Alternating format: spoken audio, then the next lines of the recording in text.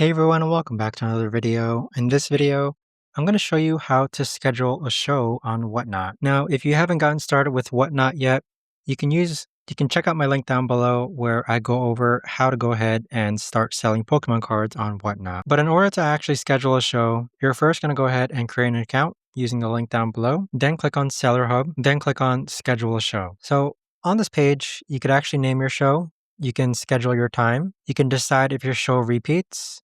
You can add a thumbnail, you can add a video, you can add the category for your show as well. Now, under shipping settings, I normally make it so that the buyer actually pays for the shipping.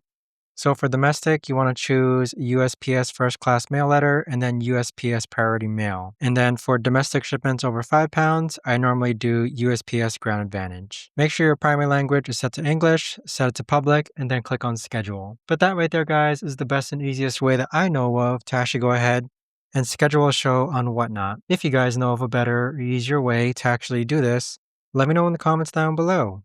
I would love to know. And again, if you want to go ahead and see how to sell Pokemon cards and Whatnot, check out the link down below. Thanks so much for watching, and I'll see you guys all in the next video.